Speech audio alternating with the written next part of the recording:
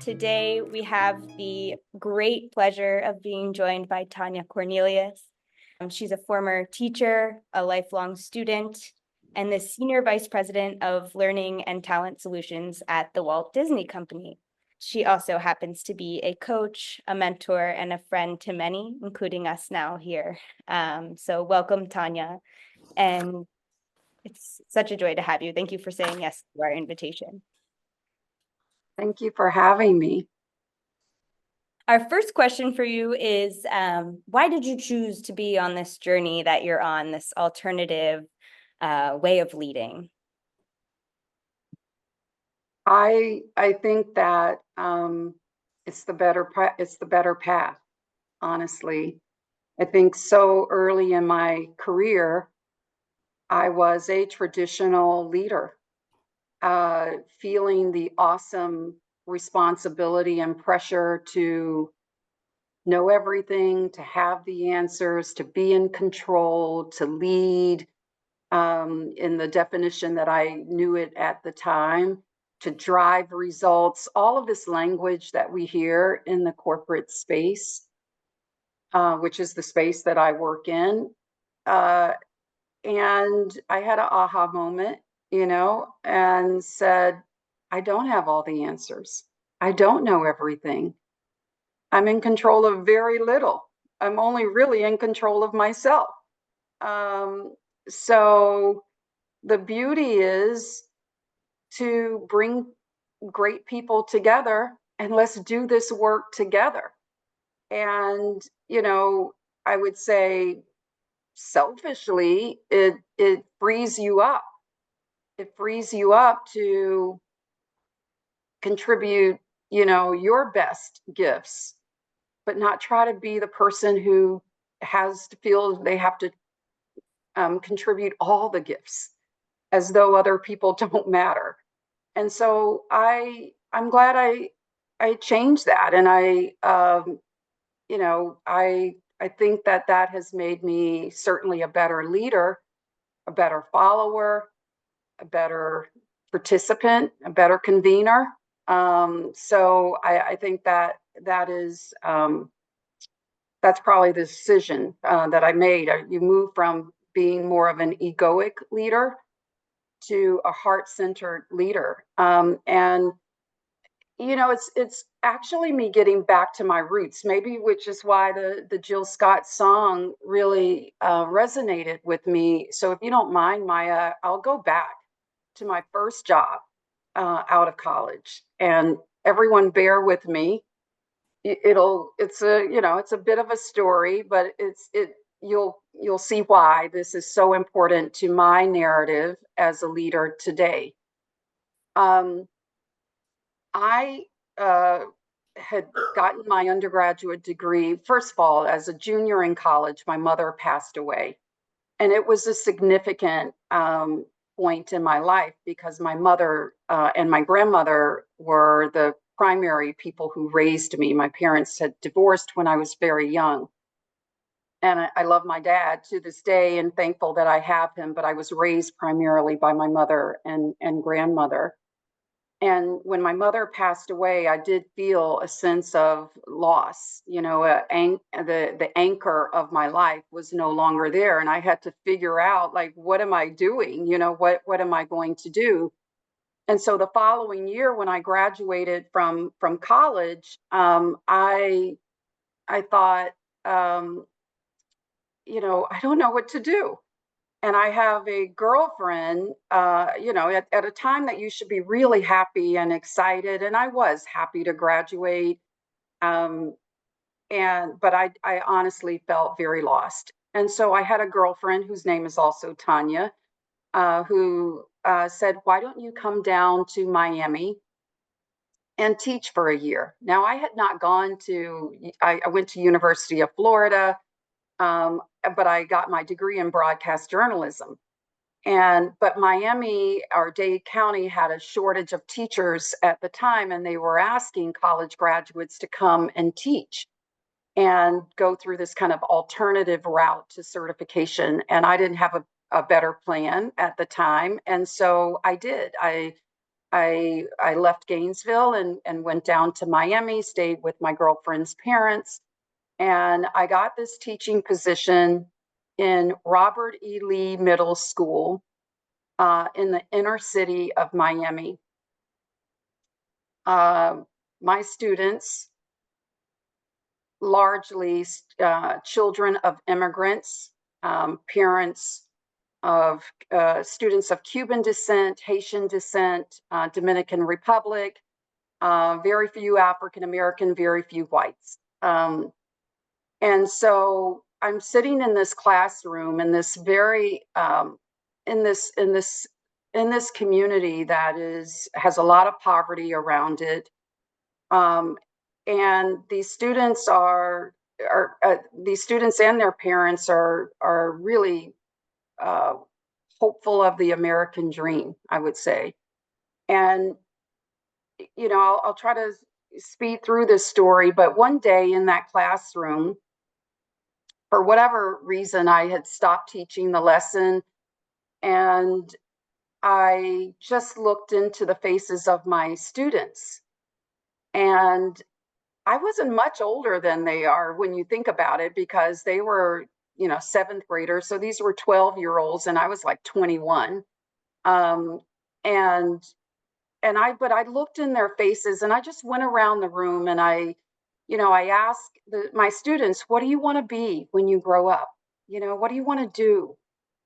And of course, the boys, they wanted to be police officers and firemen and professional athletes. And the girls, they wanted to be dancers and singers. They wanted to own their own beauty salons and all of that. And I get to this student who's sitting right in front of me, right in front of my desk.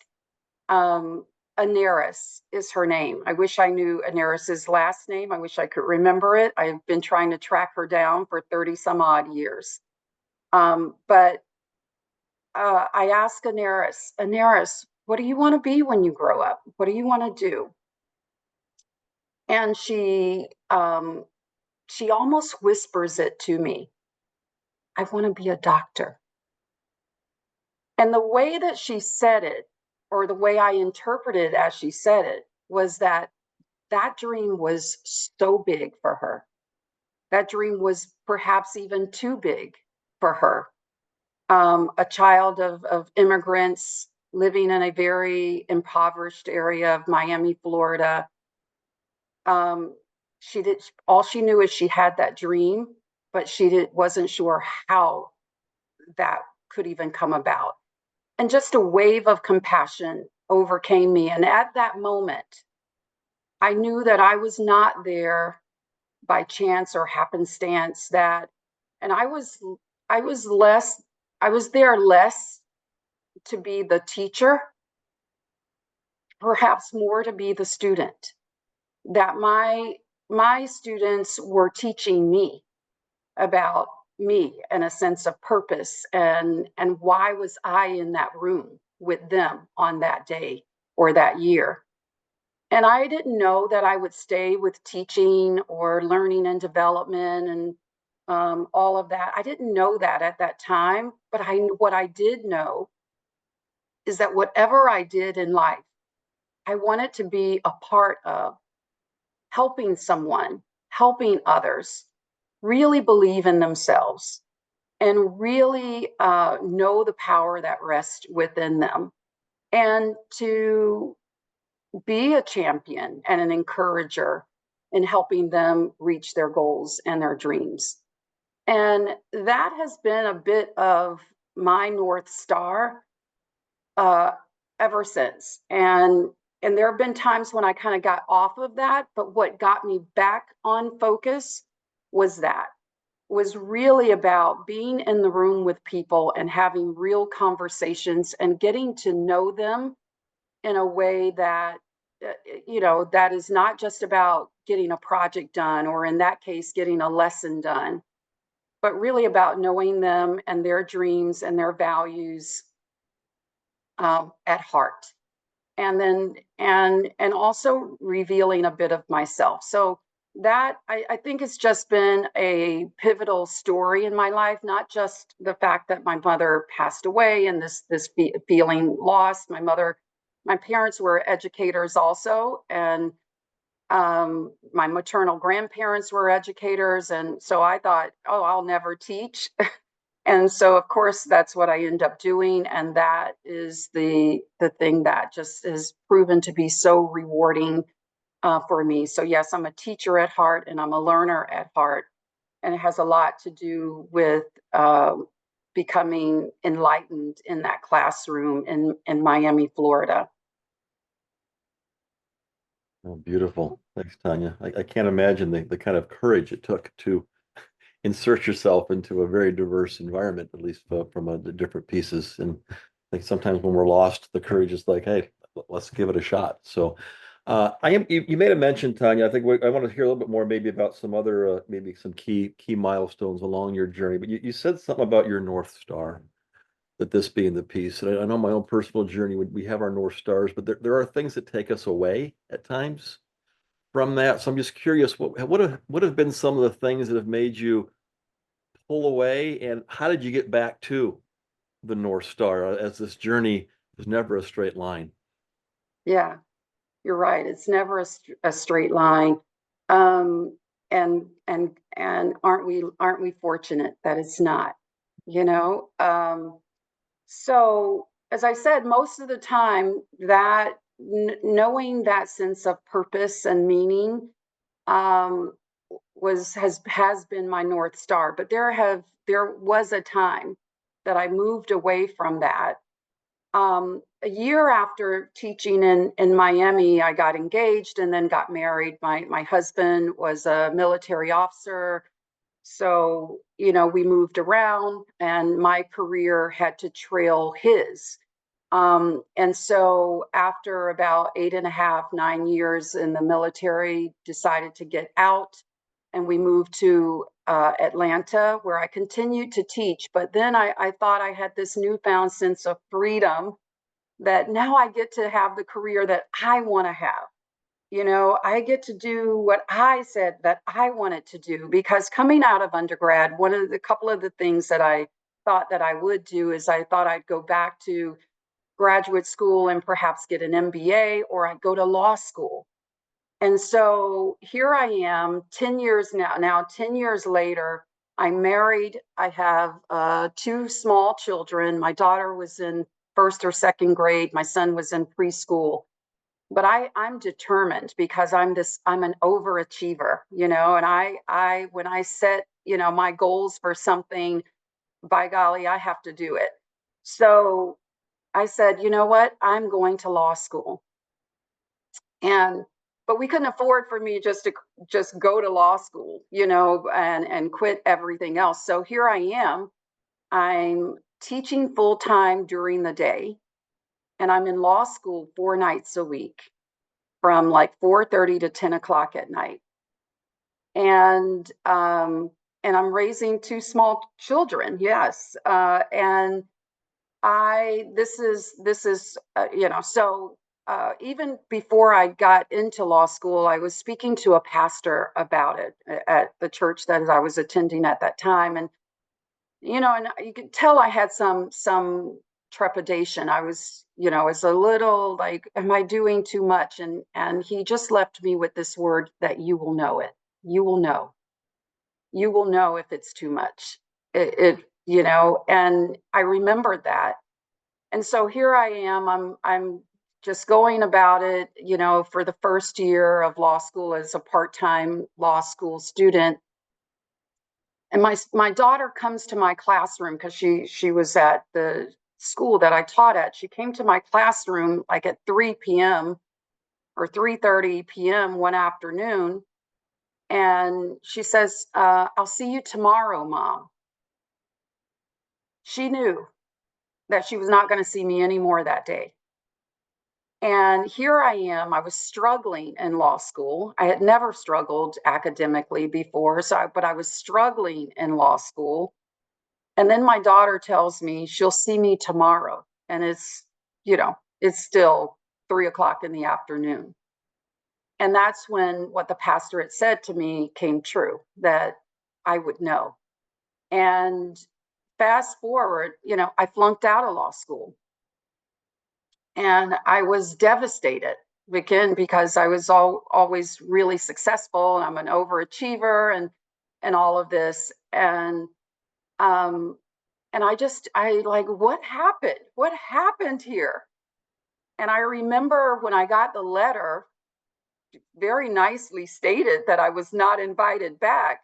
Very nicely stated. I read it like 10 times just to get a sense. And so I sat down with my husband and said, I got to figure out what I'm doing here. I got to figure out what I'm doing. And, I quit my teaching job. Of course, I was no longer in law school, and I stayed home for like 6 months. And I spent a lot of time just being a mom, just being a wife, and doing a lot of inner reflection. Um, and and I said, what is it that you want? That's the question. What is it that you want? What's important to you? And when I asked that question, I felt a leap inside of me, and it took me back to the classroom, the dirty, dilapidated classroom in Miami, Florida, and kind of that vow that I had made to myself. And I said, that is what I want. That's what I want. And so I said, look, I am a teacher at heart. I'm a learner at heart. I want to see what it's like to do this with adults. And that was the springboard into my corporate career. So I spent the first 8 years or so of my career teaching and doing other kinds of things, as my husband, now ex-husband, we were moving around. But I started, I left all of the academic setting and moved into the corporate setting and started my career. And it just, so, and then my career took off without much striving at all. It just took off. And, I was getting a lot of accolades through work and all of that, and ended up going back later on in life, after my kids were older, and getting my master's and eventually the PhD, and without any issues at all academically, just actually very, very successful. But I think it was because I was being true to myself and being true to the kind of work that I wanted to do and the kind of impact that I wanted to make in life. And so I think those were huge. That was that failure. They said you either I forget, I'm going to forget the quote. But anyway, failures are just springboards to other opportunities. There are lessons that we learn if we receive them that way. And so I am so grateful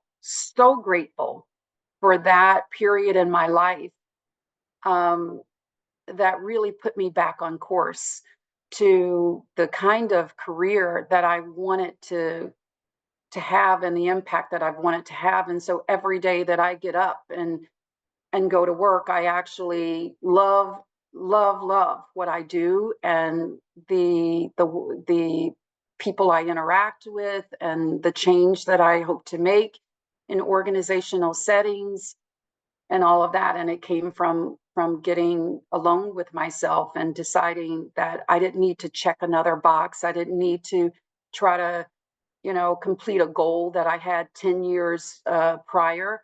I needed to just be who I was at that moment, and move forward in the path that was felt more true to who I am. And, there's this quote by Soren Kierkegaard, and I'm sure many of you know this quote, but it says, life can only be understood backwards, but it must be lived forward. And so there have been, I'm a highly reflective person, and I am thankful at that moment that I did look back and I did see, what it was that really ignites me and really helps me feel a sense of meaning and purpose in the world. And that has been my North Star. And that, I really haven't gotten off that ever since. I know Beautiful. that's a long answer. I Sorry. love it. Well, let's love that journey to come to the North Star again. So thank you. Yeah, it's such a beautiful and inspiring, but also relatable story. I just think, that kind of love that, sometimes it's failure that puts us on the path that is right and that feels easy. And at the end of the day is really where our gifts shine the most. So thank you so much for sharing. As you continue to, kind of allow people to find their own gifts, and maybe identify the crossroads where they're at in their life, what continues to surprise you along the way? I think how ready people are for it. I've been in this whole area of learning and leadership development my entire career. And I think there have been leaders who, like me, had this very, I would call it primitive definition of leadership. And maybe at a time it worked, or at least we were fooled into thinking it was working. But, I'm so thankful that I am encountering more and more people who are so ready for a different way to lead, a different way to show up and to be in this world. And I attribute it somewhat to COVID, the pandemic, where if there's if there's any good that comes from that, we know that people use some of that. Some people use that time to reflect on their lives, because we didn't know what the heck was going on at one point. We didn't know what was going on. And so people use that time to reflect on what matters to them and to really tap into that. Look, at the end of the day, we're all human beings here, um, walking each other home, as Ram Dass would say. We're all here together. And I have, what has surprised me, such a pleasant surprise, is to see and hear more and more leaders who are ready to lead from, a place of humanity and care and compassion and partnership and community, and not have to be the one sitting at the head of the table creating the agendas, or doling out responsibilities and all of that, but co-creating. And that's been a mantra of mine for many, many, many years. And I think I learned it, when I first started following Peter, before I even had a personal relationship with Peter. I had heard you say, Peter, at one point, that people support what they help create. And I know that's a very common quote around, and I adopted it. It's something, when something, when you hear something and it's so resonant within your spirit, you only have to hear it like one time and it just sticks. And so that's something that really stuck with me, that people support what they help create. And so more and more leaders are finding that you know, they don't have to sit at the head of the table. Like it doesn't even have to be ahead of the table, and metaphorically or literally. And so that's what I'm surprised about. That's what I'm encouraged by. That's what I'm inspired by. Like working with those leaders and letting that be the ripple effect across the organizations that I get to work in. Letting that be the ripple effect of great leadership, right? At the Walt Disney Company where I work today. So I think that is what I'm surprised by and happy about. Mm, surprising. And what I hear in there is the hope as these leaders are really embracing some of these things around humanity and care and things that have not been the mainstream. So thanks for that, Tonya. So Yes, not mainstream, Jeff. It's and it's not all, but it's change happens in small groups, right? That are in conversation with one another. yeah. We kind of know that, and I think that was Margaret Wheatley. I don't know. So I'm gonna get all these people that I have followed a lot of my life, a lot of my career. But we just need like this group of leaders who are coming into their own realization of this to be the dominoes. Not everyone will get it. That's okay. But can we get enough people to get it so that it permeates the culture? That's my hope. Love it. That kind of leads into the kind of next piece of it. So as you say, Kierkegaard says, living our life forward. As you kind of look about your own life and as you live it forward, what are some of your hopes for you personally and for the other folks that you are with as you continue this journey? What I would want to do is let leadership, the way we develop our leaders, the way our leaders exercise leadership, will become such a reputational driver. And Walt Disney Company is known for so many different things: magical experiences, guest experience, customer service, innovation, creativity, storytelling, all of those things. Well, I want it to also be known for having great leaders. Great leaders. I told you there are two things that I really want to inspire in the organization, and that is we develop great leaders at the Walt Disney Company, and we help employees to have the kind of career that they join the company in hopes of having. So that's kind of what I'm looking forward to with the Walt Disney Company. Beautiful. Lots of great hope there as well. So Tonya, we'll give you a little bit of a break. We're going to shift into a breakout where people are just going to kind of reflect on what struck them about as they experienced hearing your story. And then we'll come back together for a large group interaction, questions, comments, and thoughts as we come back together. So 10 minutes in the breakout group, folks. What struck you about what you heard with Tonya? And we'll be back together. All right. Well, just kind of open it up now.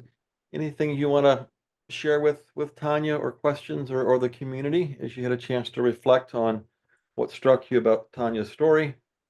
Want to raise your hand electronically, it will be helpful. If not, if you just open your mic and start talking, we'll manage it that way as well.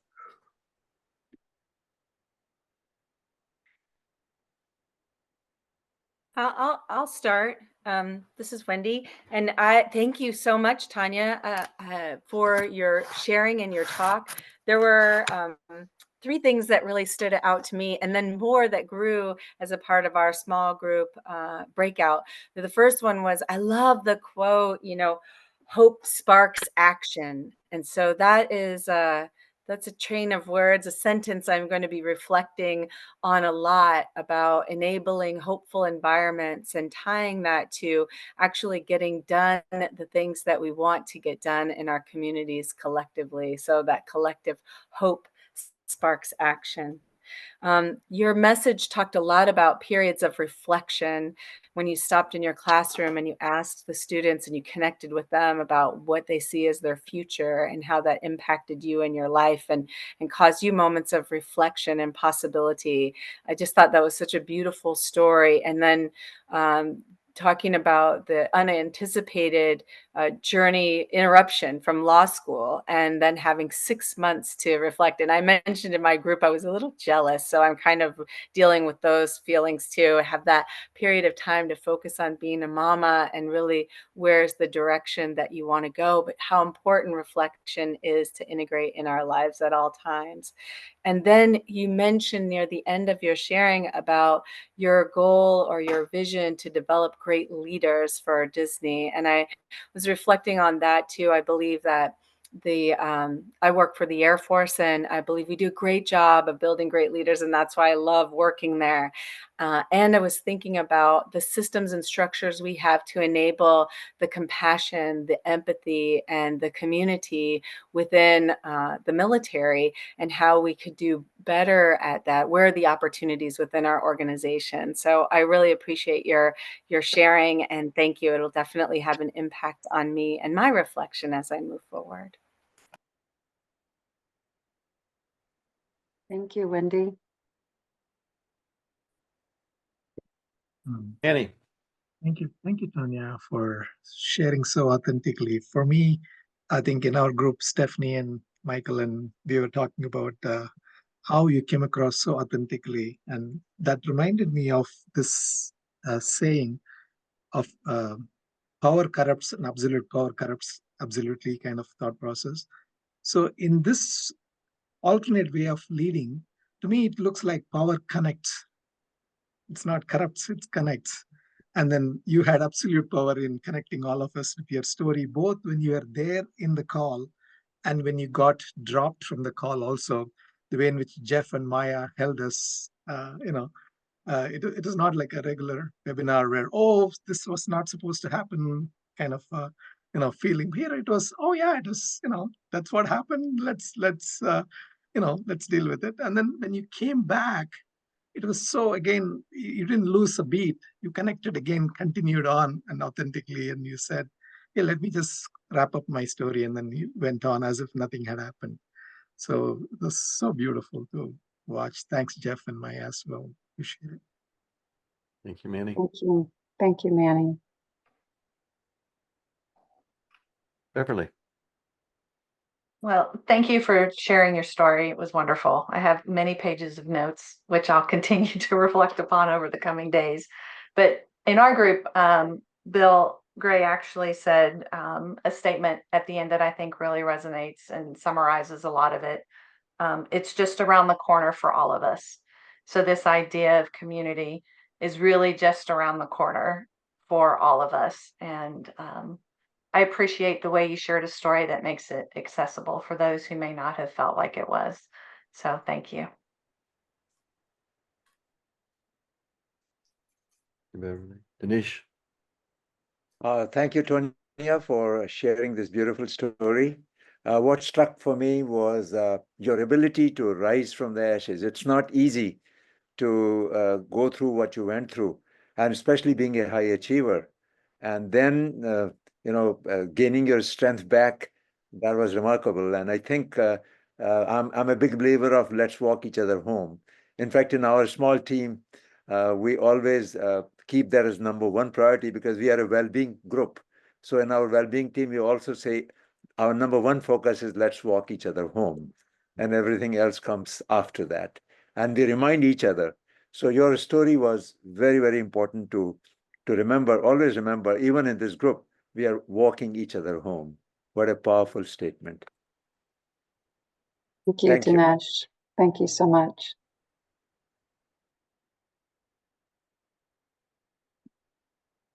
Keith.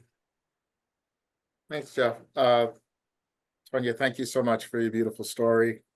You clearly are a rock star in your world professionally, but to hear you tell the arc of your story through your learnings in our group, we found a common impact, common influence to either support people support what they help create. I love that. And also for me personally, something that's resonating for me is the ego of the leader, and how there is this dynamic relationship between the ego of the leader and being controlled or even dominated by the fear of failing. There's something in there that I'm paying attention to. And in fact, I'm probably claiming today that I must unlearn that and purge that from myself as I'm in the fourth quarter of my career as well. So thank you for your gift, and thank you for sharing your story. Thank I you. always say we're in the fourth quarter of this game, but there are Mhm. many other games ahead, and so much more to hold. I shared in the group. Oh, and I see Bill. Hopefully we'll have just a minute, Jeff, afterwards, and I can Yeah. say it, what I shared in the group. Go ahead, Bill, then we'll wrap it up with you, Tonya. I said to somebody, I'm 77, but it just looks like I'm starting. So I'm not sure if it's the fourth quarter or not. I remember writing to Peter Block's office, asking for him to come speak at a conference I was organizing, and his office wrote back, this is 12 or 15. Oh, he doesn't do that anymore. And but I've seen such a change in him in the last years. He's got over the fact he doesn't do that anymore. And he's being his authentic self and getting out there with everybody. He's not too old, and neither am I. And so it's defining yourself, not letting others define you, and being who you are, not somebody else. I've spent enough time being somebody else. It's just so wonderful to be with this group, because you're all there, you're all doing it, and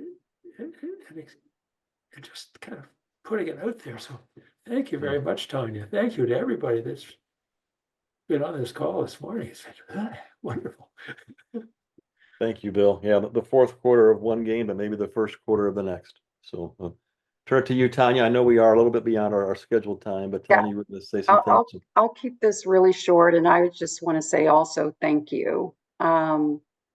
We all created this together, and allowing me just some space to tell a story that sparked other conversations, I think is just beautiful. So thank you all for inviting me here. Thank you all for us just being in community and conversation together.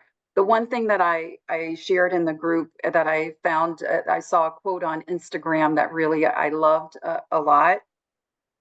And the quote, there's this one person that asked the other person, what do you do? Like when we go to networking events, that's one of the first questions. What do you do? The person answers, my best. I do my best.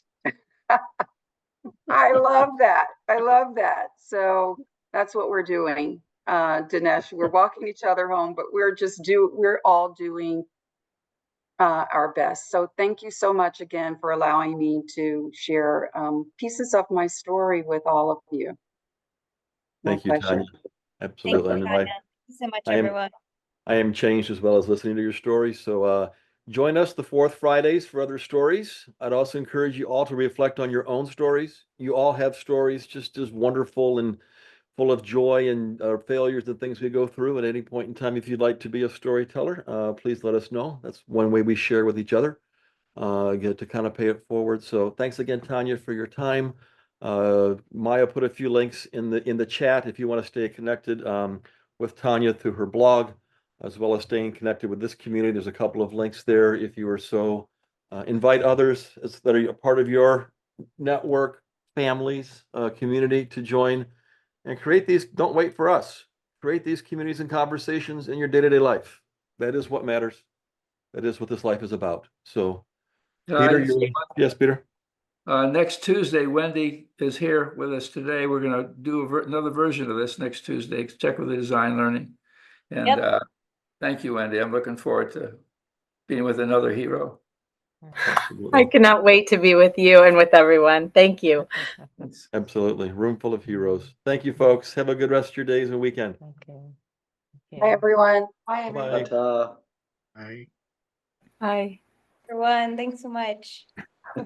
See you Tuesday, hopefully. Yeah. Yay. Thanks for letting me in so many times. Oh, sure. My pleasure. Have a good one, John. Bye, John. Thanks. Bye. Thanks so much. Thanks for joining today, Wendy. It was so good to have you on the call. Yes, So Wendy. wonderful.